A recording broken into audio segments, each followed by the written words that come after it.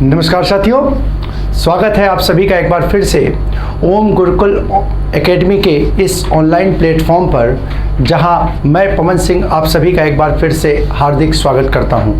साथियों, आगामी पुलिस भर्ती और पेट की परीक्षा को ध्यान में रखते हुए हमारे संस्थान के द्वारा एक विशेष मुहिम के तहत हिंदी के कुछ महत्वपूर्ण प्रश्नों को आपके सामने ला करके प्रस्तुत किया जा रहा है। इसी मुहिम में, इसी कड़ी में आज के इस नवीन अंक में हम आपके सामने एक बार पुनः उपस्थित हैं कुछ महत्वपूर्ण प्रश्नों के साथ, जिनके की परीक्षा में पूछे जाने की प्रबल संभावना है।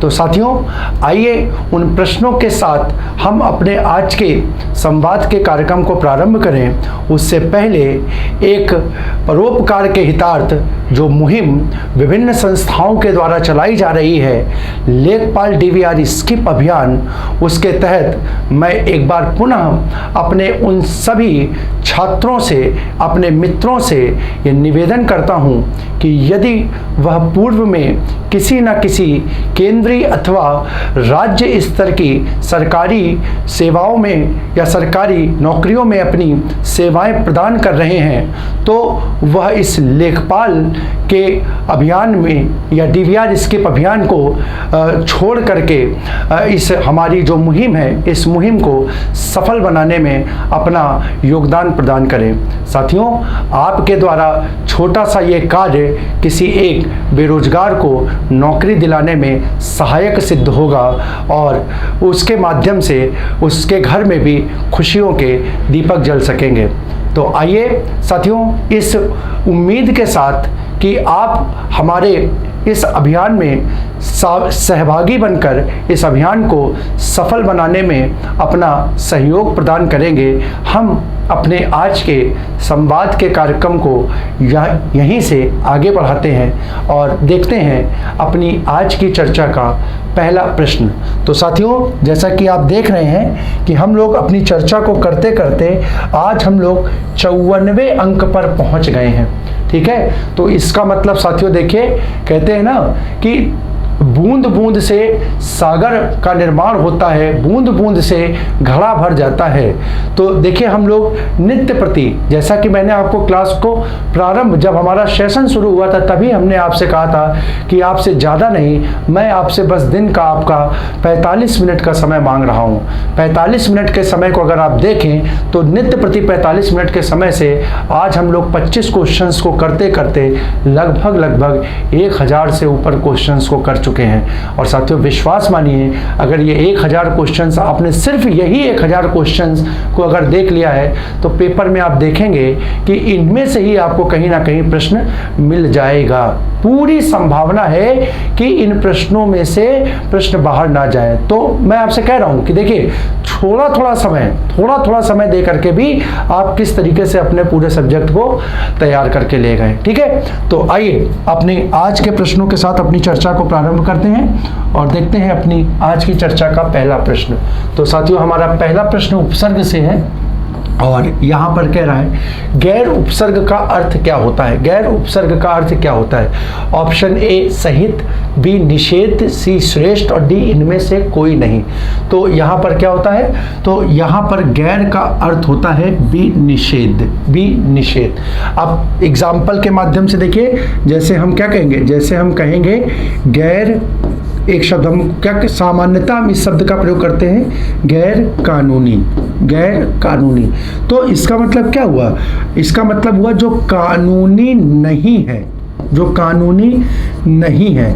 और नहीं जो होता है वो किसको दिखाता है? नहीं जो होता है वो निषेध को प्रदर्शित करता है, किसी कार्य को नहीं या रोके जाने का अर्थ प्रदान करता है। तो गैर पद जो होगा वो किसका हो जाएगा? निषेध का अर्थ देगा। किसका अर्थ देगा? निषेध का अर्थ देगा। और बात अगर करें बेटा, तो ये गैर उपसर्ग जो है, अगर इसकी बात करें तो गैर उपसर्ग जो होगा वो कैसा हो जाएगा? तो ये उपसर्ग जो हो जाएगा वो विदेशज हो जाएगा। कैसा हो जाएगा? विदेशज उपसर्ग हो जाएगा। पक्का बेटा? तो विदेशज उपसर्ग हो जाएगा ये गैर। ठीक है, अब आपके सामने एक प्रश्न विकल्प, पहला ही प्रश्न मैं आपको दे रहा हूं जिससे हम ये पहचान सके कि आप लोगों की तैयारी सुदृढ़ है कि नहीं है। तो यहाँ पर प्रश्न बेटा मैंने यहाँ पे लिखा कि गैर कैसा उपसर्ग है, तो गैर विदेशज उपसर्ग है। आपने बेटा आंसर में बताना है कि ये किस भाषा से लिया गया है, ये आपको अपने आंसर में बताना है। और बेटा जैसे ही आप लोग अपने आंसर में दोगे तो हम कमेंट, आखिरी में कमेंट बॉक्स में इसका आंसर आपको पिन कर देंगे। ठीक है, तो इसका आंसर आपको बताना है किस भाषा में है, किस भाषा में। अगला क्वेश्चन देखिए, दूसरा, हिंदी भाषा के विकास का सही अनुक्रम कौन सा है? सही अनुक्रम कौन सा? बहुत बढ़िया प्रश्न साथियों ये। ठीक है, यहाँ पर पहला देखिए ऑप्शन क्या है। पहला हिंदी, पाली, अपभ्रंश, प्राकृत। दूसरा प्राकृत, अपभ्रंश, हिंदी, पाली। चौथा अपभ्रंश, पाली, प्राकृत, हिंदी। और अंतिम जो है चौथा पाली, प्राकृत, अपभ्रंश और हिंदी। तो साथियों देखिए यहाँ पर जो सही क्रम है, ठीक है, हिंदी भाषा के विकास का, उसका आंसर होगा डी, पाली, प्राकृत, अपभ्रंश और हिंदी। ये प्रश्न साथियों पेपर में कई बार पूछा गया है क्रम को लेकर के। तो जो सही क्रम है साथियों ध्यान रखिएगा, जो हिंदी भाषा है, ध्यान रखिएगा, हिंदी भाषा है तो हिंदी भाषा की आदि जननी जो मानी जाती है, आदि जननी जो मानी जाती है वो कौन मानी जाती है? संस्कृत मानी जाती है। कैसी सी मानी जाती है? संस्कृत मानी जाती है। तो ध्यान रखिएगा, संस्कृत से हमें कौन सी भाषा प्राप्त हुई? संस्कृत से हमें पाली प्राप्त हुई। पाली से बेटा हमें क्या प्राप्त हुई? पाली से हमें प्राकृत प्राप्त हुई। प्राकृत से हमें क्या प्राप्त हुई? प्राकृत से हमें अपभ्रंश प्राप्त हुई। और बेटा कहीं कहीं अपभ्रंश और हिंदी के बीच में कड़ी के रूप में हमें एक भाषा प्राप्त होती है जिसको हम किस नाम से जानते हैं? जिसको हम अवहट्ट के नाम से जानते हैं। और इस अवहट्ट के फलस्वरूप हमें क्या मिलती है? हिंदी मिलती है। तो देखो बेटा कभी कभी आपको इन दोनों के बीच में अवहट्ट भी मिल सकती है। तो ध्यान रखिएगा, अवहट्ट जो होगी वो क्या? अपभ्रंश और हिंदी के मध्य की संक्रमणकालीन भाषा होगी। कैसी होगी? संक्रमणकालीन भाषा होगी। देखो इसको लेकर के क्या है, कुछ विद्वानों में मतभेद की स्थिति पाई जाती है।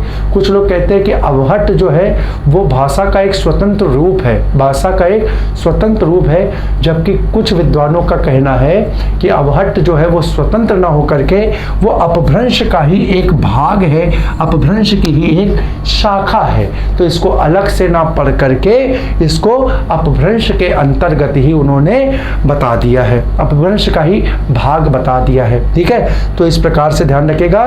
तो अपभ्रंश के बाद या तो हिंदी और या फिर कहीं मिलेगा तो इसके विरुद्ध में अवहट्ट का प्रयोग हो जाएगा। किसका हो जाएगा? अवहट्ट का प्रयोग हो जाएगा। एक और बढ़िया क्वेश्चन मैं आपके सामने लिख दूं ताकि बेटा पेपर को लेकर के, अगर देखिए प्रश्न तो यहीं तक रहेगा आपका, बहुत ज्यादा होगा तो यहाँ पर ये संस्कृत और जोड़ देगा, एक भाषा और जोड़ सकता है। ठीक है, संस्कृत, तो संस्कृत, पाली, प्राकृत, अपभ्रंश और हिंदी। लेकिन साथियों ध्यान रखिएगा, संस्कृत भी जो है तो संस्कृत के भी दो स्वरूप देखने को मिलते हैं। संस्कृत के भी दो स्वरूप देखने को मिलते हैं। एक कहलाता है बेटा वैदिक संस्कृत, और दूसरा कहलाता है बेटा लौकिक संस्कृत। क्या कहलाता है? लौकिक संस्कृत। अब यहाँ से जरा ध्यान कर लो बच्चा, यहाँ पर अगर हम चर्चा करें तो यहाँ पर क्या पहले कौन सी थी? पहले वैदिक संस्कृत थी, वैदिक के बाद क्या मिली? लौकिक संस्कृत मिली, और लौकिक से क्या मिली? पाली मिली। तो यहाँ पर एक स्वरूप क्या मिल सकता है? अगर संस्कृत को भी डिवाइड करोगे, संस्कृत को भी देखोगे तो पहले वैदिक, फिर लौकिक, फिर पाली, प्राकृत, अपभ्रंश, अवहट्ट और हिंदी। ये पूरा स्वरूप आपका हो जाएगा, पूरा स्वरूप आपका हो जाएगा। तो ये अब आपके सामने ये पूरा चार्ट हो गया। यहाँ पर जो दिया गया था तो उसके अनुसार क्या देखो, पाली, प्राकृत, अपभ्रंश और हिंदी, ये आपका सीक्वेंस था। तो डी आपका आंसर हो गया था। अगले क्वेश्चन को देखते हैं। अगला क्वेश्चन है बेटा मेरा, भारतीय संविधान में किन अनुच्छेदों में राजभाषा संबंधी प्रावधानों का उल्लेख है? बहुत अच्छा क्वेश्चन है, भारतीय भाषा से संबंधित बहुत बेहतरीन क्वेश्चन है कि वो उन अनुच्छेदों की चर्चा की गई है जिसमें राजभाषा से संबंधित प्रावधान है। राजभाषा से संबंधित प्रावधान है भारतीय संविधान में। देखो बेटा, जब भारतीय संविधान का निर्माण हुआ ना तो भारत एक बहुत बड़े भूभाग में फैला हुआ देश है और जिसकी बहुत बड़ी आबादी है। वर्तमान की अगर बात करें तो बेटा ध्यान रखो, वर्तमान में तो भारत दुनिया का सबसे ज़्यादा आबादी वाला देश हो गया है। दुनिया की सबसे ज़्यादा आबादी, चीन को हमने पीछे छोड़ दिया, आप समझ लीजिए, ठीक है। तो भारत जो है वो दुनिया की सबसे बड़ी आबादी वाला देश है। तो यहाँ पर इतने लोगों को एक साथ बांध करके रखना, उनके लिए किसी एक भाषा को स्वीकार करना, ये एक बहुत कठिन प्रश्न था। तो हमारे जो संविधान के निर्माता थे, उन निर्माताओं ने इस पर बाकायदा बैठक करके विचार किया और विचार करने के बाद लगभग सर्वसम्मति से क्या किया, भाषा को लेकर के कुछ नियम बनाए, कुछ अनुच्छेदों का निर्माण किया और उन्हें संवैधानिक रूप से मान्यता प्रदान करी, ठीक है। तो अगर भाषा की बात की जाए कि भाषा, भारतवर्ष में जो बोली जाने वाली भाषाएं हैं, उन भाषाओं को संविधान में कहां पर स्थान दिया गया है, तो बेटा ध्यान रखना, उन भाषाओं को संविधान के भाग 17 में स्थान दिया गया है। संविधान के बेटा, संविधान के आप लोग पढ़ते हो, संविधान के कितने, तो संविधान के 22 भाग हैं, 22 भाग हैं। और उन 22 भागों में जो 17वां भाग है, उस 17 भाग का संबंध किससे है, तो बेटा उसका संबंध राजभाषा से है। किससे है, राजभाषा से। और ये 17वां भाग जो है, इसका उल्लेख मिलता है 343 आर्टिकल, अनुच्छेद 343 से लेकर के और अनुच्छेद 351 तक, अनुच्छेद 351 तक इसका उल्लेख है। वही आपसे पूछा गया है, राजभाषा संबंधी प्रावधानों को उल्लेख का है। तो ऑप्शन ए यही देखो बेटा मिल गया, 343 से लेकर के 351 तक। बाकी के तीनों आंसर जो है हमारे गलत हो गए, बाकी के तीनों आंसर हमारे गलत हो गए। अच्छा, तीसरा अगर यहाँ पे एक हम और पूरक प्रश्न जोड़ें तो बेटा यहीं पर नोट कर लो कि संविधान में अनुसूचियों का जिक्र है। किसका, अनुसूचियों का जिक्र है। और वहां पर पूछा जाता है कि भाषाई संबंधी अनुसूची कौन सी है, भाषाओं से संबंधित अनुसूची कौन सी है। तो वो अनुसूची जिसमें भाषाओं का प्रावधान किया गया है, भाषाओं का प्रावधान किया गया है, वो अनुसूची बेटा हमारी कौन सी हो जाएगी, वो हमारी होगी 8वीं अनुसूची। कौन सी हो जाएगी, 8वीं अनुसूची जो है उसका संबंध भारतवर्ष में बोली जाने वाली भाषाओं से है, भारतवर्ष में बोली जाने वाली भाषाओं से उसका संबंध है, ठीक है। तो इस प्रकार से एक आपके सामने बढ़िया क्वेश्चन हो गया यहाँ इसका भी कि 8वीं अनुसूची, या दूसरे तरीके से पूछ सकता है 8वीं अनुसूची का संबंध किससे है। तो भाषाई संबंधी उपबंध या भाषाई प्रावधान जो है वो 8वीं अनुसूची में दिए गए, ठीक है। तो इसका आंसर ये हो गया। अगले प्रश्न की अगर हम चर्चा करें तो अगला प्रश्न देखो, उपाध्यक्ष में कौन सा उपसर्ग है। ऑप्शन ए उत, बी उप, सी उप, बी सी बी उपा, सी उप और डी ऊपरी। तो यहाँ पर देखो बेटा, इस पद को तोड़ोगे तो ये पद मिलेगा उपधन अध्यक्ष, उपधन अध्यक्ष।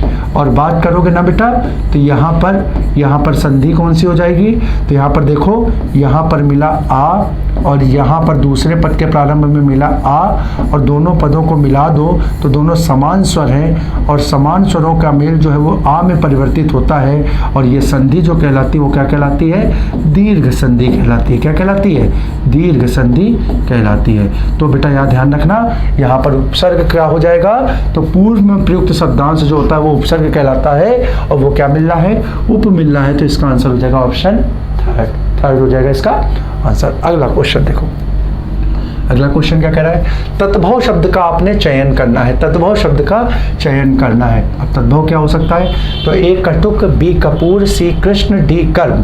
तो यहाँ पर ध्यान रखो बेटा, यहाँ पर तद्भव शब्द जो होगा वो हो जाएगा बी कपूर। बी कपूर क्या होगा, तद्भव शब्द हो जाएगा। और अगर हम बात करेंगे तो बेटा कपूर का जो तत्सम होता है, कई बार परीक्षा में पूछा गया है, लिख लीजिए कर्पूर होता है। क्या होता है, कर्पूर होता है, ठीक है। अगले प्रश्न को देखें तो अगला प्रश्न हमारा क्या कह रहा है, अगला प्रश्न कह रहा है निम्नलिखित तत्सम तद्भव में से कौन सा विकल्प शुद्ध है। शुद्ध विकल्प की आपने चर्चा करनी है। तो ऑप्शन ए क्या कह रहा है, वर्तिका वीट, बी वर्तिका बांस, सी वर्तिका बाती और डी वर्तिका वाक। तो यहाँ पर देखो बेटा, कह रहा है कि एक तत्सम पद है, देखो तत्सम कॉमन है, सब में वर्तिका दिया हुआ है, सब में वर्तिका दिया हुआ है। तो आप पूछ रहा है ये जो वर्तिका तत्सम का शब्द है इसका उचित तद्भव रूप क्या क्या होगा, इसका उचित तद्भव रूप क्या होगा। ठीक है, तो बेटा ध्यान रखो, वर्तिका का जो परिवर्तित स्वरूप होता है, जो तद्भव रूप होता है, वो होता है ऑप्शन सी, बाती। ठीक है, वर्तिका का परिवर्तित रूप क्या होगा, बाती हो जाएगा। और ये पेपर के लिए बहुत अच्छा प्रश्न है, इसको आप लोग नोट कर लीजिएगा। वर्तिका को क्या बोलते हैं, बाती बोलते हैं। ठीक है, अगले प्रश्न को देखें। अगला प्रश्न, किस शब्द की रचना प्रत्यय से हुई है, प्रत्यय से हुई है। प्रत्यय आप जानते हो, प्रत्यय की अगर बात करें तो प्रत्यय का मतलब होता है बाद में लगने वाला शब्दांश, बाद में लगने वाला शब्दांश, बाद में लगने वाला शब्दांश। ठीक है, ये क्या होता है बेटा, ये होता है प्रत्यय। क्या होता है, ये होता है प्रत्यय। अब जरा चर्चा करें तो देखो क्या क्या हो सकता है। तो हम शब्दों को देखो तो बेटा पहला अभी योग है, अगर इसको तोड़ोगे तो ये बनेगा अभिधन योग। क्या बनेगा, अभिधन योग। ठीक है, चलो दूसरे की अगर चर्चा करें तो दूसरा बेटा क्या बनेगा, दूसरे की बात करोगे तो बनेगा विधन आयाम, विधन आयाम। ठीक है, अच्छा तीसरे की अगर चर्चा करोगे तो वो क्या बनेगा बेटा, तो देखो वो बनेगा अपधन मान, अपधन मान। अब जरा देखो यहाँ पर अगर इनकी बात करोगे, इनकी बात करो, ठीक है, तीन ही तो, बाकी चौथा इनमें से कोई नहीं दिया है। अब जरा ध्यान से देखो, यहाँ पे बाद वाला, यहाँ पर ये पद है, लेकिन देखो प्रत्यय के लिए पद या शब्द नहीं होता। ये तीनों क्या है बेटा, ये तीनों शब्द है, ये तीनों क्या है, शब्द है। यानी शब्द का मतलब क्या हुआ, चीज को समझो, शब्द का मतलब क्या हुआ, इसका एक अर्थ है, इसका क्या है, एक अर्थ है, इसका एक योग एक शब्द है, मीनिंग होती है।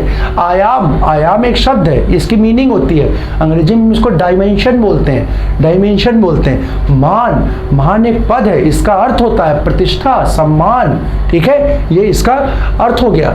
अब यहाँ पर देखो, यहाँ पर बात हो रही है, अगर प्रत्यय होगा तो बेटा वो शब्दांश होगा, वो क्या होगा, शब्दांश होगा। तो यहाँ पर कहीं शब्दांश नहीं मिल रहा, शब्द मिल रहे हैं। क्या हो रहा है, शब्द मिल रहे हैं। और यहाँ पर पूर्व में जो लग रहा है बेटा, देखो ये अभी, वी और अब, ये तीनों बेटा जानते हो क्या हो गए, ये तीनों हो गए मेरे बच्चा, ये हो गए उपसर्ग। यानी ये तीनों शब्द जो है ना, ये तीनों शब्द किससे निर्मित है, उपसर्ग से निर्मित है। किससे निर्मित है, उपसर्ग से निर्मित है। यानी इनमें से किसी में भी प्रत्यय का प्रयोग नहीं हुआ है, प्रत्यय का प्रयोग नहीं हुआ है। तो इसका आंसर हो जाएगा ऑप्शन डी इसका आंसर हो जाएगा। अगला क्वेश्चन देखो, अगला क्वेश्चन है जटिल में प्रत्यय कौन सा है, जटिल में प्रत्यय कौन सा है। तो यहाँ पर देखो ऑप्शन फर्स्ट ला, बी अल, सी जल और डी इल। तो अगर इसको तोड़ोगे तो शब्द जट धन इल में टूटेगा। ठीक है, जट धन इल में टूटेगा। और बेटा अगर इसको देखोगे तो यहाँ शब्द क्या बन जाएगा, तो ये शब्द बन जाएगा जटिल। मूल पद जट हो जाएगा और इसमें टूटेगा तो जटिल बन जाएगा। अब ये इल जो है ना बेटा, ये इल शब्द जो होता है ना, ये क्या होता है, ये प्रत्यय होता है, कोई शब्द नहीं है, ये प्रत्यय है। ये क्या है, प्रत्यय है, यानी ये शब्दांश है। तो इसका आंसर हो जाएगा ऑप्शन डी। इसका आंसर क्या हो जाएगा, ऑप्शन डी। ठीक है, अगला क्वेश्चन देखिए। अगला क्वेश्चन है दीर्घ स्वरों के समूह का चयन करना। आपने दीर्घ स्वरों के समूह का चयन करना है। अब देखो क्या हो सकता है, ऑप्शन ए आ ई उ री, ऑप्शन बी आ ई उ ए, आंसर सी न प ट द, आंसर डी ई उ ए आ। बेटा देखो कितना बढ़िया, देखो कैसे तुम्हें स्वर दे रहा है ना, तुमसे स्वर पूछ रहा है, तो सबसे पहले इसको हटा दो क्योंकि ये तो स्वर है ही नहीं, ये क्या है, व्यंजन है। अब जरा देखो दीर्घ दे रहा है, तो बेटा यहाँ पर जरा इसको देखो, ये जो है ये चारों क्या है, ये चारों दीर्घ नहीं है, ये चारों लघु स्वर है। कैसे है, लघु स्वर है। तो ये भी आंसर नहीं होगा, ये भी क्या होगा, आंसर नहीं होगा, हट गया। पेपर में अगर पूछता लघु स्वरों का समूह बताओ तो आंसर ये हो जाता, लेकिन तुमसे वो नहीं पूछ रहा, तुमसे पूछ रहा है दीर्घ। अब यहाँ पर देखो, तो बेटा यहाँ पे देखो आ ठीक है कोई दिक्कत नहीं, ई ठीक है कोई दिक्कत नहीं, ऊ ठीक है कोई दिक्कत नहीं, ए, यानी आंसर आपका यही हो जाएगा, आंसर आपका यही हो जाएगा बी। अब यहाँ पर देखो डी क्यों नहीं है, तो बेटा ये और ये तीनों तो दीर्घ हैं, ये तीनों तो दीर्घ हैं, लेकिन अगर चर्चा करें मेरे बच्चा तो आ जो है वो क्या है, ये देखो आ किसका था, आ लघु था, तो ये भी आंसर नहीं होगा। तो आंसर आपका होगा ऑप्शन बी, ऑप्शन बी। अगले प्रश्न को देखो, अगला प्रश्न क्या कह रहा है, गा में री की मात्रा लगाने पर गा का रूप होगा, गा का रूप होगा। ये बहुत अच्छा क्वेश्चन है। तो देखो यहाँ पर आप इस प्रकार से भी देखते हो, इस प्रकार से भी देखते हो, तो इसमें क्या अंतर है, और इसको देखो, तो देखो हम चारों रूप से बता रहे हैं। तो यहाँ पर देखो बेटा, मूल रूप से तुम्हें कभी मात्रा दिखाई देगी ना, तो देखो इस प्रकार से दिखाई देगी, रा और री की मात्रा में क्या अंतर होता है। तो देखो एक मात्रा इस प्रकार से लगती है, ठीक है, एक मात्रा इस प्रकार से लगती है, और एक मात्रा का प्रयोग इस रूप में होता है। ये तीन प्रकार से मात्राएं लगती हैं। अब जरा ध्यान से देखो अंतर क्या होता है। तो बेटा जो ये वाली मात्रा होती है, ठीक है, जो ये वाली मात्रा होती है, तो ये मात्रा जो होती है वो किसको, रा को निरूपित करती है। किसको निरूपित करती है, रा को निरूपित करती है। ये जो मात्रा होती है नीचे इस प्रकार से लगती है, ये बेटा स्वर री को निरूपित करती है। किसको निरूपित करती है, स्वर री को निरूपित करती है। और ये मात्रा जो है बेटा वो किसको, वो बेटा अर को निरूपित करती है। एक तरीके से ये समझ सकते हो तुम कि यहाँ पर ये रा जो है वो किस प्रकार से है, तो रा के साथ स्वर ध्वनि है, रा के साथ क्या है, स्वर ध्वनि है, रा के साथ स्वर ध्वनि है, ठीक है। और यहाँ पे अगर चर्चा करें तो देखो बेटा ये वाला रा सिर्फ और सिर्फ स्वर के बिना है, स्वर रहित है, सिर्फ और सिर्फ व्यंजन का पद है। तो अब यहाँ पर देखो तुमसे क्या कह रहा है, ये व्यंजन का गा है, व्यंजन का गा है, और इसके साथ अगर री ध्वनि को लगा दें तो देखो ये री ध्वनि मात्रा किस रूप में आएगी, इसकी मात्रा इस रूप में आएगी, यानी ये पद क्या बन जाएगा, ये पद बन जाएगा ग्री। क्या बन जाएगा, ग्री। यानी आंसर आपका हो जाएगा ऑप्शन डी। ऑप्शन क्या हो जाएगा, डी। अब हम आपको लिख करके दिखा रहे हैं, देखो ये बनेगी क्या, ये बनेगा गा, इसमें होगा रा और होगा आ। इसकी बात करोगे तो बेटा ये बनेगा गा, इसके साथ आ, और ये रा जो होगी वो देखो कैसी हो गई, आदि हो गई। हमने देखो बताया ना, ये स्वर के साथ और ये स्वर के बिना। अगर इसकी बात करोगे तो बेटा ये बनेगा गा और ये बनेगा रा, और इसमें स्वर जानते हो क्या आ जाएगा, इसमें स्वर आ जाएगा ई। यानी देखो यहाँ गा आधा है, ये ई जो है यहाँ पे गा पे नहीं है, ये रा पे है। और इसमें जो है ना बेटा, इसमें जो है वो रा है ही नहीं, इसमें गा के साथ स्वर क्या है, इसमें रा है ही नहीं, गा के साथ स्वर री है, और ये क्या बन गया, ग्री बन गया। तो आपसे वही पूछा था तो आंसर ये देख लो। इस प्रकार से ये ज्ञान, तो ये आपके लिए क्यों इंपॉर्टेंट है, ये मैंने जानबूझ के लिखा। आपके सामने एक क्वेश्चन वर्ण विन्यास का आता है, वर्ण विन्यास का आता है, तो उसको ध्यान से रखना बेटा।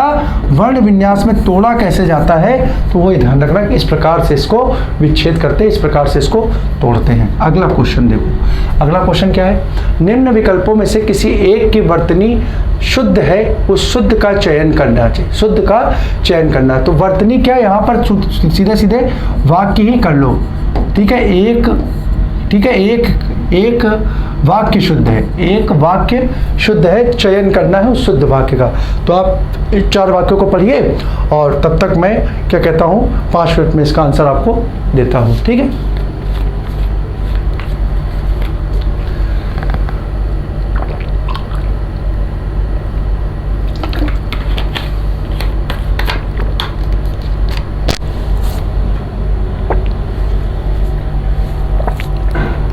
चलिए साथियों देखते हैं। पहला है, वहाँ जाने से तुम्हें क्या लाभ प्राप्त होगा। पहले तो एक काम कर लो, फिर से वही चीज़, पूर्ण विराम यहाँ पर लगा लीजिए। वहाँ जाने से तुम्हें क्या लाभ प्राप्त होगा। ऑप्शन बी, प्रेमचंद ने पर्याप्त संख्या में कहानी और उपन्यास लिखे। ऑप्शन सी, तुम्हें पग पग पर कांटे मिलेंगे। और ऑप्शन डी, अपने माता पिता की सेवा करनी चाहिए। तो यहाँ पर देखो बेटा, अगर हम चर्चा करें तो यहाँ ध्यान रखना, अगर वाक्य को पढ़ो, वहाँ जाने से तुम्हें क्या लाभ प्राप्त होगा, तो यहाँ पर देखो, यहाँ पर इस पद का प्रयोग जो है वो क्या है, अननेसेसरी है। हम वाक्य को या वाक्य के भाव को ऐसे भी तो कह सकते हैं कि वहाँ जाने से तुम्हें क्या लाभ होगा, वहाँ जाने से तुम्हें क्या लाभ होगा। ये भी तो तुम्हारी बात को बता रहा, प्राप्त होने का हम यहाँ पर उल्लेख क्या कर रहे हैं, फालतू में कर रहे हैं। तो यहाँ पर ये प्राप्त शब्द जो है वो पदाधिक्य को दिखा गया। किसको दिखा गया, पदाधिक्य को दिखा दिया, यानी इसका यहाँ पर प्रयोग की आवश्यकता नहीं है। तो ये यहाँ से हट जाएगा, यानी ये वाक्य क्या हो गया, उपन्यास हो गया, गलत हो गया, वाक्य क्या हो गया, गलत हो गया। दूसरा देखो, प्रेमचंद ने पर्याप्त संख्या में कहानी और उपन्यास लिखे, कहानी और उपन्यास लिखे। तो यहाँ पर देखो, यहाँ क्या होगा, तो बेटा यहाँ पर देखो, प्रेमचंद ने पर्याप्त कहानी और उपन्यास लिखे। यहाँ इसका भी कोई जिक्र नहीं था, इसको भी नहीं करना चाहिए था, ठीक है, क्योंकि यहाँ पर देखो बेटा, ये में चिन्ह जो होता है ना, में चिन्ह जो होता है वो उसका प्रयोग अधिकरण कारक के लिए होता है, अधिकरण कारक के लिए होता है, ठीक है। अधिकरण कारक की अगर बात करें तो अधिकरण कारक का प्रयोग प्रायः किसमें होता है, अधिकरण कारक का प्रयोग प्रायः स्थानवाचक यानी क्रिया विशेषण के रूप में होता है, यानी क्रिया विशेषण पदों के साथ, क्रिया विशेषण पदों के साथ क्या, क्रिया विशेषण पदों के साथ तुम्हें में चिन्ह का प्रयोग देखने को मिलेगा, ठीक है, में चिन्ह का प्रयोग देखने को मिलेगा। और यहाँ पर ये जो संख्या है, संख्या जो है बेटा वो विशेषण का पद हो गया, किसका हो गया, विशेषण का पद हो गया।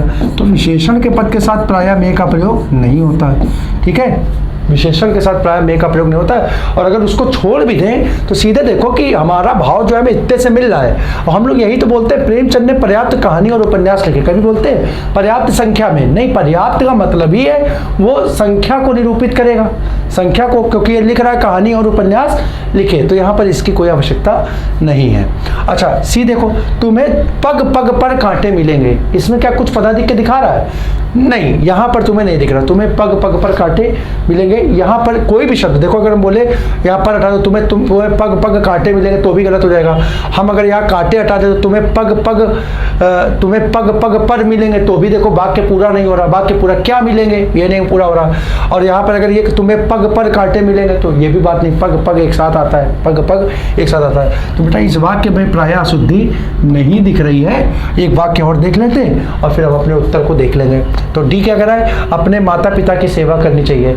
तो बेटा अपना क्या होता है, अगर हम सिर्फ यही लिखें कि माता पिता की सेवा करनी चाहिए, माता पिता की सेवा करनी चाहिए, तो यहाँ पर इसका भी उल्लेख कोई जरूरी नहीं है, माता पिता की सेवा करनी चाहिए, तो ये वाक्य भी क्या हो गया, अशुद्ध हो गया। सी आपका सही आंसर हो जाएगा, सी आपका सही आंसर हो जाएगा। अगले प्रश्न को देखो, निम्नलिखित में से विस्मयादि बोधक, यहाँ पे लिख लो, विस्मयादि बोधक वाक्य का चयन आपने करना है। 4 वाक्य देखो, तो विस्मयादि बोधक का मतलब क्या होता है, विस्मयादि बोधक का मतलब होता है हृदय की भावना, हृदय की भावना को प्रकट कर दे, हृदय की भावना को प्रकट करने वाला वाक्य। अब देखो हृदय की भावना किस में मिलेगी, तो पढ़ रहे ए, परिवर्तन प्रकृति का अटल नियम है, ये तो सिंपल स्टेटमेंट है। दूसरा, आजकल वह एक भव्य नहीं, इसको ठीक कर लो, ये भव्य हो जाएगा, आजकल वह एक भव्य इमारत का निर्माण कर रहा है। और सी, कितना रमणीय दृश्य। अब ये देखो कितना रमणीय दृश्य, ये हमारे मन की भावना को दिखा रहा है कि कोई चीज़ देख करके हम क्या बोल रहे हैं उसकी तारीफ में, कितना सुंदर है ये, कितना रमणीय है ये, ठीक है। तो ये क्या हो जाएगा, आंसर सी ही आपका होगा। और डी जो कह रहा है जो कुछ करो सोच समझ कर करो, तो ये भी भावना को नहीं, सामान्य रूप से एक वाक्य को निरूपित कर रहा है, ठीक है, विधान को निरूपित कर रहा है, कार्य का सामान्य रूप से होने को दिखा रहा है, तो ये भी विस्मयादि बोधक नहीं होगा, ठीक है। तो यहाँ पर सी क्या होगा, कितना रमणीय दृश्य हो जाएगा, सी इसका विस्मयादि बोधक वाक्य हो जाएगा। अगले प्रश्न को देखो, विलोम शब्द का चयन कर रिक्त स्थान आपने भरना है। अब यहाँ पर दिख रहा है कि विलोम शब्द कौन सा होगा, तो क्या कह रहा है, झोपड़ी में रहने वाले के स्वप्न देखते हैं, के स्वप्न देखते हैं, के स्वप्न देखते हैं, इसको नहीं कर लो, झोपड़ी में रहने वाले। अब यहाँ पर तुमको पहचानना भी है, ए आवास, बी घर, सी महल और डी अटारी। तो तुमको ये पहचानना है कि किसके अनुसार, तो यहाँ पर बेटा विलोम लिया जाएगा झोपड़ी के अनुसार। तो झोपड़ी में रहने वाले, झोपड़ी का विलोम क्या होगा, झोपड़ी का विलोम होगा महल। तो ये क्या होगा, झोपड़ी में रहने वाले महल के स्वप्न नहीं देखते, यानी इसका आंसर हो जाएगा ऑप्शन सी, ऑप्शन सी, ठीक है। अगला प्रश्न देखो, अगला प्रश्न है, अल्प का विलोम आपने चुनना है, अल्प का विलोम आपने चुनना है। सी न्यून, बी थोड़ा, ए न्यून, बी थोड़ा, सी कम और डी इनमें से कोई नहीं, डी इनमें से कोई नहीं। तो बेटा देखो ये तीनों जो है ना, ये तीनों अल्प के पर्यायवाची हैं, क्या है, पर्यायवाची हैं। तो यहाँ पर इस प्रश्न का आंसर क्या हो जाएगा, इस प्रश्न का आंसर हो जाएगा डी, इनमें से कोई नहीं, इनमें से कोई नहीं। तो अल्प का जो जानते हो, अल्प का जो विलोम का क्या होगा, वो होता अति, क्या होता है, अब अल्प का विलोम होता है अति। ठीक है, तो ध्यान रखना, इसका आंसर हो जाएगा ऑप्शन डी। अगले प्रश्न की चर्चा करें तो कह रहा है निम्न प्रश्न के बाद युग्मों विकल्पों में से सही अर्थ भेद का चयन कीजिए। सही अर्थ भेद का यानी कुल मिलाकर के ये शब्द भेद का क्वेश्चन है। आपके सामने दो शब्द युग्म दिए गए हैं, शब्द युग्म दिए गए, एक है बास और एक है वास। ठीक है, एक है बास और दूसरा है वास। अब आपको बताना है इसका सही क्या होगा, अर्थ क्या होगा। तो ऑप्शन देखो, ऑप्शन एक गंध और सुवास, गंध और सुवास, दूसरा गंध और निवास, तीसरा निवास और सुवास, और चौथा गंध और दुर्गंध। तो देखो बेटा, बास का मतलब क्या होता है, हम लोग क्या कहते हैं कि वहां से बहुत बास आ रही है। बास आ रही है का मतलब क्या हो गया, बास का मतलब आ गया गंध, बास का मतलब क्या आ गया, गंध। ठीक है, और अगर वास का मतलब करें तो हम लोग पूछते नहीं है कि आपका वास कहाँ है, आपका वास कहाँ है, तो वास का मतलब हो गया निवास, वास का मतलब क्या हो गया, निवास। और ऐसा विकल्प बेटा कहाँ मिल रहा है, तो ऐसा विकल्प ऑप्शन बी में मिल रहा है, गंध और निवास, गंध और निवास। तो इसका आंसर हो जाएगा ऑप्शन सेकेंड। अगले प्रश्न की अगर चर्चा करें तो क्या कह रहा है, निम्न शब्द युग्म के विकल्पों में कोई एक विकल्प सही नहीं है, कोई एक विकल्प सही नहीं है, वो कौन सा है। तो यहाँ पर बेटा शब्द युग्म की चर्चा करो तो इसका मतलब क्या हुआ, प्रश्न बनाइए किसका, श्रुति सम भिन्नार्थक का। श्रुति सम, ये शब्द थोड़ा ज़्यादा आपके लिए अच्छा रहेगा, श्रुति सम भिन्नार्थक, क्योंकि आप पहचान पाओगे।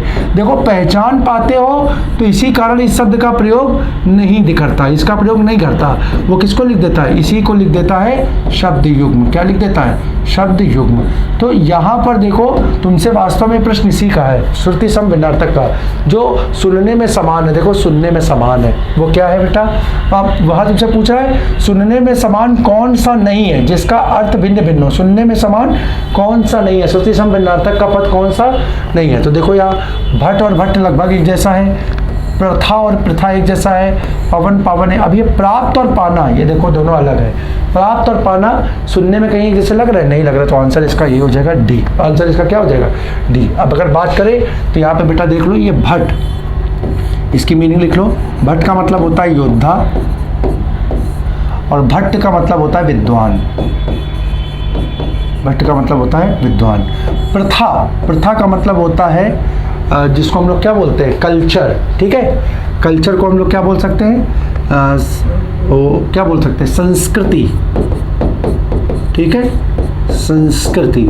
और ये प्रथा का मतलब होता है पृथ्वी, इस प्रथा का मतलब क्या होता है, पृथ्वी।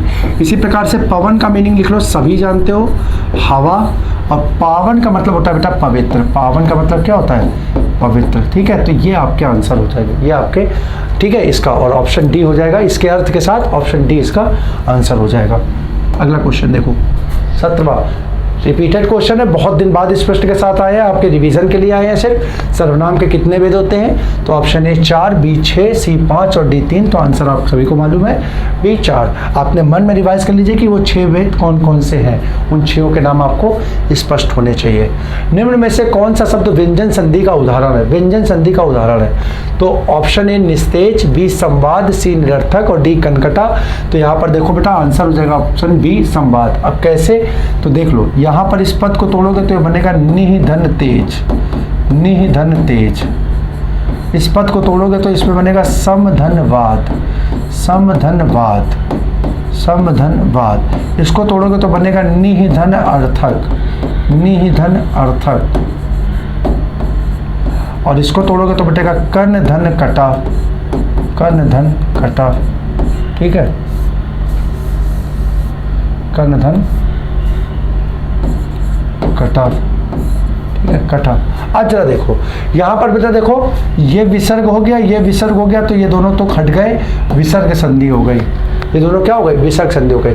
और यहाँ पर बेटा देखो कोई संधि नहीं हो रही है, यहाँ पर क्या है, पदों का मेल, शब्दों अथवा पदों का मेल। और तुम जानते हो शब्दों अथवा पदों का मेल जब होता है तो वहाँ संधि नहीं होती, वहाँ क्या होता है, पढ़ा रखा बेटा, समास होता है। क्या होता है, समास होता है। तो अब यहाँ पे जो आंसर बचा वो क्या बचा, वो बचा बी। वो क्या होता है, तो देखो बेटा यहाँ पर आखिरी पद पे क्या मिला, व्यंजन मिला, और दूसरे पद के प्रारंभ में क्या मिला, व्यंजन। और दोनों पदों पे व्यंजन आए तो संधि कौन सी होती है बेटा, व्यंजन संधि हो जाती है। कौन सी हो जाती है, व्यंजन संधि हो जाती है। तो आंसर आपका हो जाएगा सेकेंड। अगला क्वेश्चन देखो, नदी धन उर्मी का संधि शब्द होगा। ऑप्शन ए नदूर्मी, बी नथुर्मी, सी नदीर्मी और डी नदू। बेटा इस पद को सही कर लो, यहाँ पे पद ही थोड़ा सा प्रिंटिंग वो गलत हो गई, टाइपिंग। इस शब्द को लिख लो, ये होगा नद्युर्मी, होगा नद्युर्मी। और अगर बात करोगे ना तो बेटा यहाँ पे देखो, मैं आपको लिख करके बता जाऊँ, नदी धन उर्मी, नदी धन उर्मी। और अगर देखो बेटा तो इसका अंतिम पद क्या है, ई है, और ये ई किस में लगी है, दा में लगी है। ई किस पे लगी है, दा पे लगी है। और दूसरा पद क्या है बेटा, ऊ है। अब संधि देखो तो ये दोनों पद मिलकर के संधि बनाएंगे, और ई के साथ ऊ होता है तो बेटा संधि जानते हो तुम लोग, यहाँ पर संधि हो जाती है यण संधि। कौन सी हो जाती है, यण संधि। और यण संधि में ई जो है बेटा वो किस में बदल जाती है, या में बदल जाती है। किस में बदल जाती है, या में। अब देखो इस दा के साथ जो स्वर लगा था वो क्या बन गया, व्यंजन बन गया। और जब ये दा और या मिलते हैं ना बेटा, दा और या मिलते हैं तो ये क्या बना देते हैं, तो ये बना देते हैं बेटा द्या। क्या बना देते हैं, द्या। और इस द्या को पूरा कौन करेगा, तो इसको पूरा कर रहा है ये ऊ, तो ये शब्द क्या बनेगा, द्यू।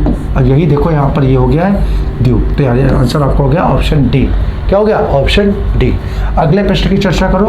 तो अगला प्रश्न क्या कह रहा है, द्वंद्व समास के कितने भेद होते हैं। बहुत बढ़िया क्वेश्चन, द्वंद्व समास के कितने। बेटा देखा यहाँ पे समास नहीं पूछ रहा है, यहाँ समास नहीं पूछ रहा है, यहाँ क्या पूछ रहा है, द्वंद्व समास के कितने भेद होते हैं। तो ऑप्शन ए 2, 3, बी 3, सी 4 और डी 5। तो आंसर इसका हो जाएगा बेटा ऑप्शन बी 3। द्वंद्व समास के 3 भेद होते हैं। और बेटा वो कौन कौन से होते हैं, तो आपको मैंने पढ़ा रखा है, देख लो क्या होता है। वो होता है पहला इतरेतर द्वंद्व, दूसरा होता है वैकल्पिक द्वंद्व, वैकल्पिक द्वंद्व, और तीसरा होता है समाहार द्वंद्व। क्या होता है, समाहार द्वंद्व, समाहार द्वंद्व। ठीक है, तो ये 3 विकल्प आपके सामने यहाँ पर हो गए। ठीक है, याद कर लेना, द्वंद्व समास के 3 भेद होते हैं। अगला क्वेश्चन बेटा, अब हमारा जो है वो कॉमन क्वेश्चन पेट परीक्षा को ध्यान में रखते हुए इस प्रश्न के साथ हम आए हैं। तो आइए इस प्रश्न को पढ़ते हैं और देखते हैं कि हमारा आंसर क्या हो सकता है। तो ये प्रश्न आपका है, पढ़ने का प्रयास करते हैं, फिर इसके आंसर को देखेंगे। तो प्रश्न क्या कह रहा है बेटा, मैं एक बार आपके सामने इसको पढ़ दे रहा हूँ, आप लोग देखिए। प्रश्न कह रहा है, खबर के बिकने की खबर पुरानी होकर भी पुरानी नहीं हुई। यह पूछने के बावजूद कि जब मीडिया मंडी में है और मंडी में धर्म, ईमान, पाखंड, ईश्वर, सत्य, कला सभी कुछ बिक रहा है, तो खबर बिकने पर चौंकना, परेशान होना अथवा दुखी होना क्यों। परेशान होना जरूरी है। मीडिया का भ्रष्टाचार लोकतंत्र को भारी नुकसान पहुंचाने वाला है। पैसे लेकर समाचार छापने की खबर ने हड़कंप मचा दिया। धन का लोभ क्या क्या नहीं करवाता। बताया गया कि मुनाफाखोरी के दबाव में कुछ मीडिया संगठनों ने पत्रकारिता के ऊंचे आदर्शों की हत्या कर दी। कुछ समय पहले तक रिपोर्टरों अथवा संवाददाताओं को नगद या अन्य छोटे छोटे उपहार दिए जाते थे। देश विदेश में किसी कंपनी या किसी शख्स के बारे में अनुकूल खबर छापने पर अच्छे होटलों में लंच डिनर के साथ नगद भुगतान का लिफाफा दिया जाता था। ऐसी खबर हर सूरत में वस्तुनिष्ठ होते हुए व्यक्ति, पद या संस्था की प्रशंसा कर रही होती थी। परंतु फिर बड़ा बदलाव आया, बड़ी नहीं, इसको शुद्ध कर लो। फिर बड़ा बदलाव आया। क्या आया, कामकाज की शैली और नियम बदल गए। मूल्यों को निश्चित करने की गला काट प्रतियोगिता के अतिरिक्त बड़ा मुनाफा पाने के लिए एक नए टर्म मार्केटिंग का, नए टर्म मार्केटिंग का सहारा लिया जाने लगा। उसूलों के उल्लंघन के जवाब तलाश कर लिए गए। कहा गया कि एजेंसियों जैसे बिचौलियों को खत्म करने में कुछ भी बुरा नहीं। प्रेस परिषद ने कुछ दायित्व समझते हुए पैसे के बदले समाचार पर एक कमेटी का गठन किया, जिससे चुनाव के दौरान नेताओं अथवा राजनीतिक दलों से पैसा लेकर समाचार प्रकाशित करने वाले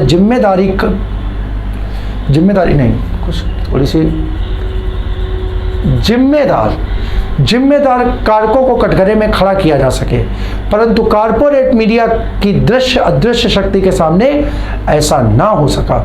सुप्रसिद्ध पत्रकार प्रभाष जोशी ने भी इस अनर्थ को रोकने की कोशिश की, परंतु मीडिया समूह और राजनीति के कार्यकर्ताओं के बीच दलाली पैकेज में सभी कुछ चल रहा है, देखो साथियों, ये जो आज का आपका जो पैसेज है, ये वर्तमान में जो एक क्रमिक रूप से, ठीक है, मीडिया का पतन हुआ है उस मीडिया के पतन को संदर्भित करता है।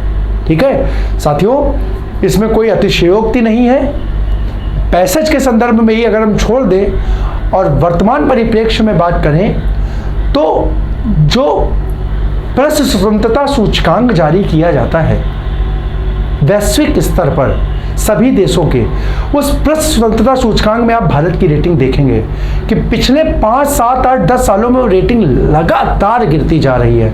यानी कुल मिलाकर के जो प्रेस की स्वतंत्रता है उसको दबाया जा रहा है। स्वतंत्र प्रेस को क्या किया जाता है, स्वतंत्र प्रेस को क्या किया जा रहा है, उस पर पाबंदियां लगाई जा रही हैं, जो कि लोकतंत्र के लिए शुभ नहीं है, लोकतंत्र के लिए शुभ संकेत नहीं है। क्योंकि ध्यान रखिए, मीडिया जो है वो लोकतंत्र का आवाज होती है, लोकतंत्र की आवाज होती है। ठीक है, लोगों के बीच में क्या सरकार के प्रति क्या भाव हैं, चाहे वो सकारात्मक हो और चाहे वो नकारात्मक हो, दोनों को निष्पक्ष रूप से दिखाने का कार्य जो होता है वो मीडिया संस्थानों का होता है। संभवतः इसीलिए मीडिया को लोकतंत्र के चौथे स्तंभ की क्या उपमा दी गई थी। हम लोग लोकतंत्र के 3 स्तंभ जिनकी चर्चा करते हैं, जिसमें एक होती है विधायिका, दूसरी होती है कार्यपालिका और तीसरी होती है न्यायपालिका। चौथे स्तंभ के रूप में जिसको मान्यता दी गई थी साथियों, वो मीडिया को दी गई थी कि मीडिया निष्पक्ष रहते हुए सही को सामने रखेगा। लेकिन वर्तमान में ऐसा पाया गया है कि मीडिया जो है वो उसने अपनी निष्पक्षता के साथ क्या कर दिया है, समझौता कर लिया है और सही बातों को वो सामने नहीं रख रहा है, जिससे क्या हो रहा है, जिससे कि जो सही खबरें हैं वो लोगों के सामने नहीं आ पा रही है। तो उस चीज को लेकर के पैसेज थोड़ा सा है, हालांकि उससे हमें कोई लेना देना नहीं है। हमें जो एक पैसेज दिया गया है उस पैसेज के रिगार्डिंग हम अपने प्रश्नों के उत्तर को खोजने का प्रयास करेंगे। ठीक है, आइए, हमारा पहला प्रश्न जो है वो कह रहा है किस मंडी में धर्म और ईश्वर बिक रहा है। किस मंडी में, जाहिर सी बात है विकल्प देखो, सब्जी मंडी। अरे पूरे पैसेज जिक्र किसका है, पूरे पैसेज का मर्म है मीडिया। ठीक है, मीडिया। ए सब्जी मंडी, बी पत्रकारिता की मंडी, सी कपड़े की मंडी या डी ये सभी। अरे बच्चा, पत्रकारिता मतलब होता है मीडिया, मीडिया की मंडी, यही आपका आंसर हो जाएगा ऑप्शन डी। पैसेज के अनुसार देखो, समझो, कहीं भी सब्जी मंडी या कहीं भी कपड़े की मंडी था क्या, था ही नहीं, तो आंसर हो गया बी। अगला प्रश्न देखो बेटा, अगला प्रश्न कह रहा है लोकतंत्र को किससे नुकसान हो रहा है। लोकतंत्र को किससे नुकसान हो रहा है। ऑप्शन ए पत्रकारिता के उत्थान से, बी मीडिया के प्रभाव से, सी मीडिया के बिक जाने से और डी इन सभी से। तो जरा देखो, पूरे पैसेज की अगर हम बात करें तो पूरे पैसेज में मीडिया के गिरते हुए स्तर को दिखाया गया है कि दिन प्रतिदिन मीडिया क्या हो रहा है, उसके जो स्तर में है वो भ्रष्टाचार के कारण कमी आती जा रही है। कहीं पर भी क्या मीडिया का उत्थान दिखाया है, नहीं दिखाया। मीडिया के बेटा प्रभाव की बात करो ना तो बेटा सकारात्मक और नकारात्मक दोनों होते हैं, सकारात्मक और नकारात्मक दोनों होते हैं। यानी यहाँ पर अगर प्रभाव की बात करता तो इसकी दोनों रूप से समान रूपों से चर्चा होनी चाहिए थी, लेकिन यहाँ पर तो बेटा सिर्फ और सिर्फ किसको दिखा रहा है, मीडिया के नकारात्मक पक्ष को दिखा रहा है। यानी इसका तो कहीं उल्लेख ही नहीं है, तो आंसर तो ये भी नहीं बनेगा। यानी पूरा पैसेज देखो जो है वो बेस है मीडिया में भ्रष्टाचार या मीडिया कर्मियों के बिक जाने से, कारपोरेट वर्ल्ड के मीडिया के ऊपर हावी हो जाने से। तो इसका सही आंसर जो होगा वो ऑप्शन सी होगा। चूंकि ऊपर के 2 नहीं है तो सभी तो हो ही नहीं सकते, तो बचा क्या, थर्ड ऑप्शन इसका आंसर हो जाएगा। अगले क्वेश्चन की अगर चर्चा करें तो क्या कह रहा है, लेखक के अनुसार लेखक क्या कहना चाह रहा है। तो देखो जरा हम पढ़ते हैं और फिर देख के बताते हैं। ऑप्शन ए मीडिया में पहले किसी प्रकार का भ्रष्टाचार नहीं था, बी मीडिया में पहले भी भ्रष्टाचार था, सी मीडिया के बिकने पर पाखंड का बिकना स्वाभाविक नहीं है और डी धर्म और ईमान का मीडिया से कोई लेना। बेटा यहाँ पर देखो एक चीज यहाँ पर दिख रही है, कुछ समय पहले तक रिपोर्टरों अथवा संवाददाताओं को नकद या अन्य छोटे छोटे उपहार दिए जाते थे।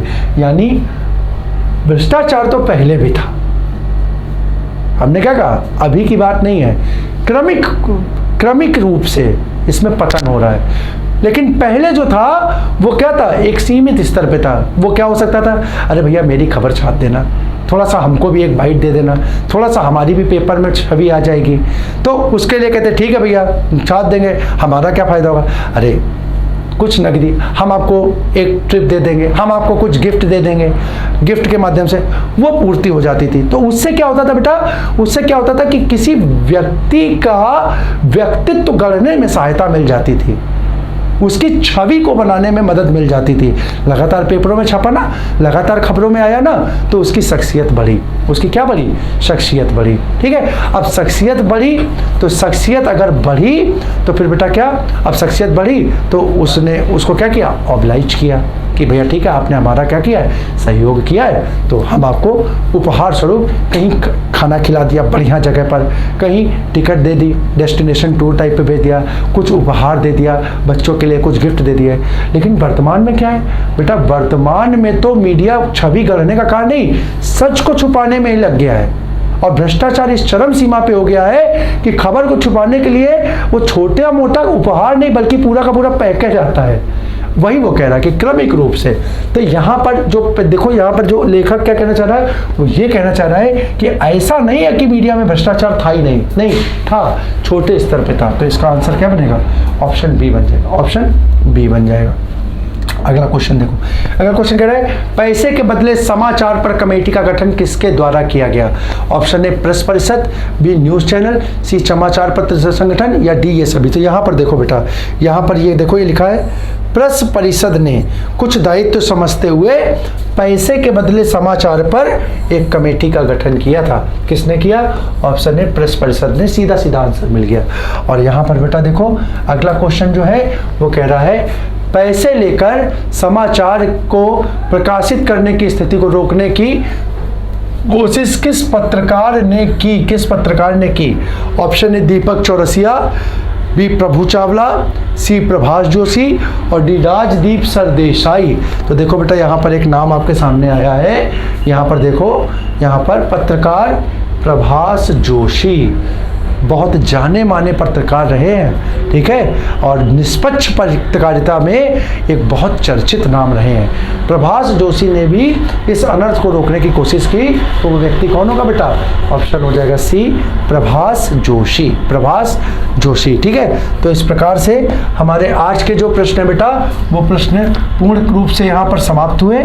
आशा करता हूँ आज का ये अंक जो है, इसके जो प्रश्न है वो परीक्षा के दृष्टिकोण से आप हमारे सभी साथियों के लिए लाभकारी होंगे। हम आपसे यही आशा करते हैं कि जो थोड़ा थोड़ा करके हम आपके सामने प्रस्तुत कर रहे हैं, जो प्रश्न आपके सामने रख रहे हैं, उनको आप नित्य प्रति उसको कंप्लीट करते चले, याद करते चले, उनका अभ्यास पुराने प्रश्नों का करते रहें, जिससे कि जब क्या कहते हैं पेपर की घड़ी, हमारे इम्तहान की घड़ी निकट आए तो आपको किसी भी प्रकार का दिक्कत का सामना ना करना पड़े। आशा करता हूँ कि हमारे इस सुझाव को आप मानकर इसी पर आगे बढ़ेंगे और निश्चित ही परीक्षा में सफलता को प्राप्त करेंगे। इस आशा के साथ हम अपनी आज की चर्चा को यहीं पर विराम देते हैं और इस वादे के साथ कि अगली चर्चा में और भी बहुत महत्वपूर्ण प्रश्नों के साथ आपके सामने उपस्थित होंगे। और साथियों एक और चीज़ आपको, कि जैसा कि आपने देखा कि हमारे संस्थान के जो रीजनिंग के सर हैं, पेट परीक्षा को ध्यान में रखते हुए एक मैराथन का आयोजन उन्होंने किया है।